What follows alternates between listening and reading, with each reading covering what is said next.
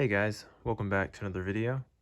Today I've got a very interesting set to show you. It's called the Stalingrad Standoff from A Weekend of Heroes. It's a convention exclusive all the way back from 2004. And you're getting two figures here, and they're both based off of real people. So on the left is Kozlov. He was a Red Army tank officer. And then on the right is Alfred von Habsburg-Hohenberg. Down here it says Prince Alfred von Habsburg-Hohenberg. I don't really know too much about these two individuals, to be honest with you.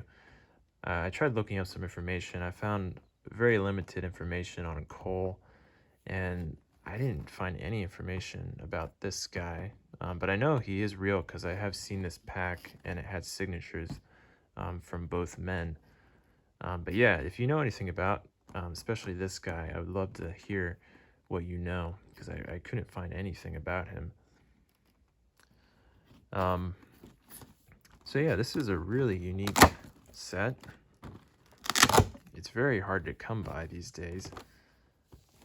And just briefly, here's inside. I have extra hands in there, a grenade, and also this little hatchet, which is a cool accessory. Okay, and then the back of the box has some quotes from the real men here. Keep the memory of Stalingrad in your heart as a symbol of peace, and then remember those who fought and fell. So a really cool looking box. Also the coloring is different. It's like a grayish color, which is usually they're white. So that's a different coloring for Dragon. But a cool box. Let me take out the figures for you now.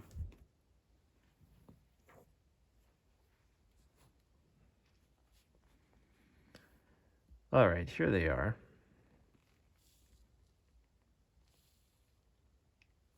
I think they're pretty solid figures. I like them a lot.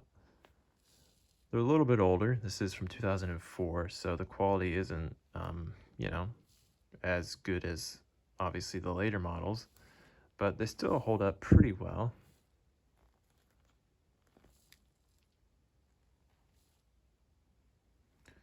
So for starters, let's take a look at Alfred. Now, in my opinion, he's not as impressive as Cole. I think the detail, especially on the head sculpt, is pretty outdated. But overall, he's a solid figure. I think he looks pretty good.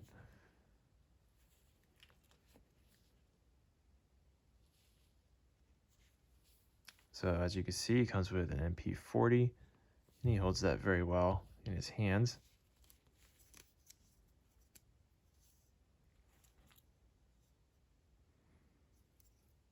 Pretty nice sling on there. The magazine comes out, of course, and you can cock it. Nice model.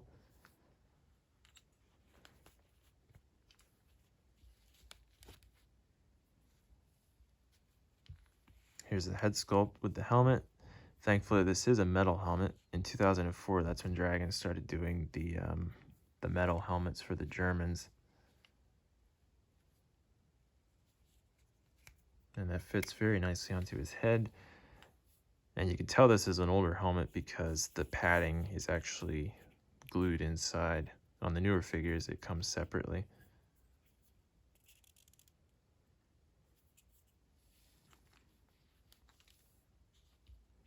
And here's the head sculpt, which, like I said, is a little outdated, but it still looks pretty good though. I like his hair a lot.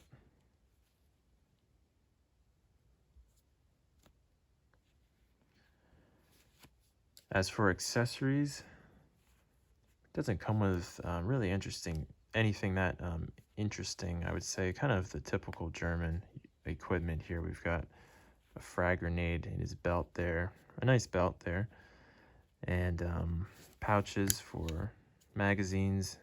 Got 2 extra magazines, a holster with his pistol. He comes with a P38. To be honest, I was a little disappointed. I thought he would have come with a Luger since he's seems like he's a pretty high-ranking officer.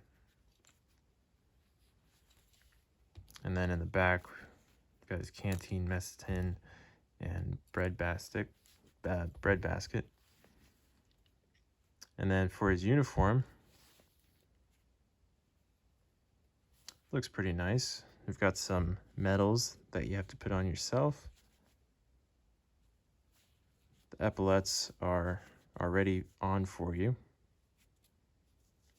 And then the collar insignias you have to put on yourself, as well as these insignias, which these are really cool.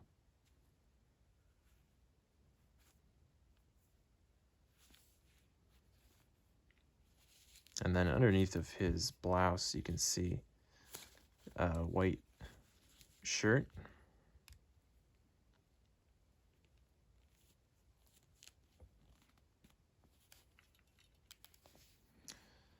All right, then we've got his trousers. I like how they puff up or puff out around the hips. And then we've got his boots. Okay, so that's Alfred. Let's take a look at Cole now.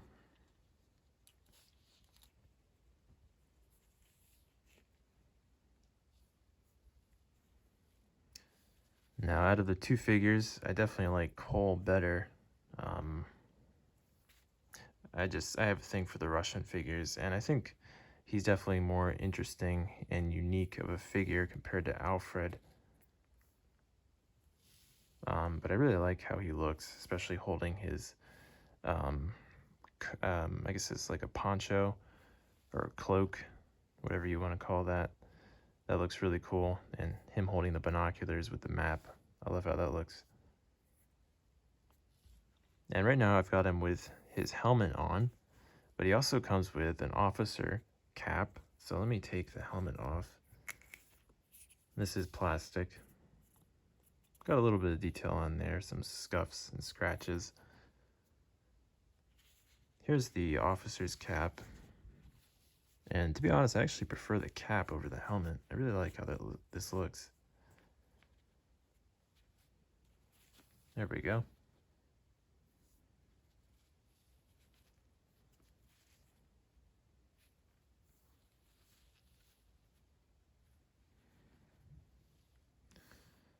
All right. Well, Cole doesn't really come with any. The only weapon he comes with is a pistol. He doesn't come with a rifle or a submachine gun or anything like that because he is a tank officer. But he comes with this map. This is pretty cool.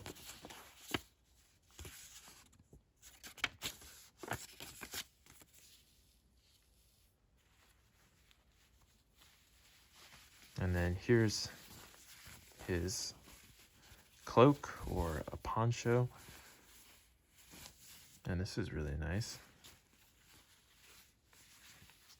Let me try to put this onto the figure for you.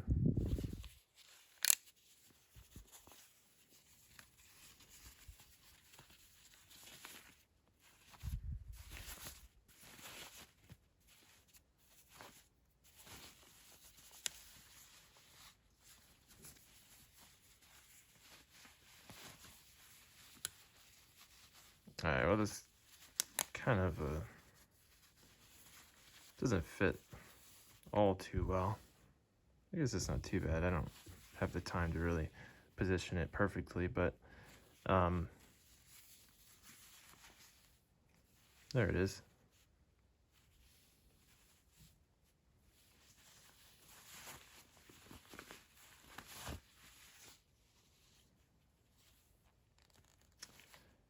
All right, moving on. Here's the head sculpt, which I think is a little more realistic than Alfred. I like his hair a lot.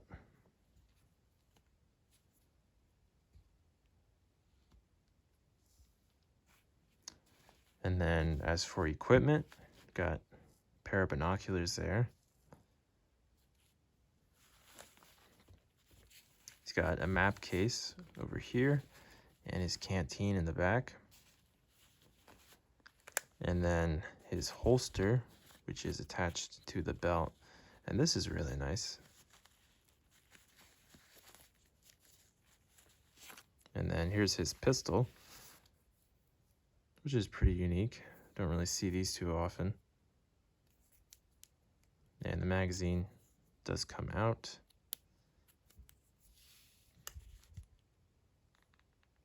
And he doesn't hold it well at all. These gloved hands are not really meant for that. So it's definitely meant to be inside of the holster.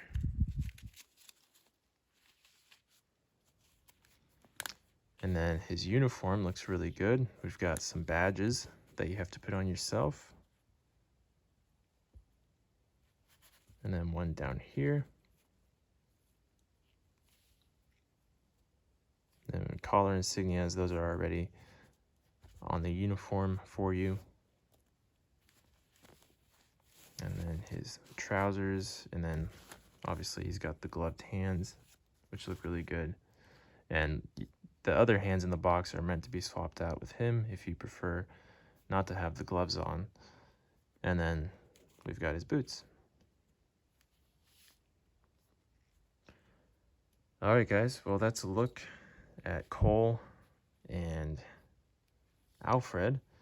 These are really unique figures, and I like them a lot. Like I said, I do like Cole better. I think he's more unique and just more interesting. Alfred, in my opinion, is a little bit on the boring side. But still, this is a really interesting pack.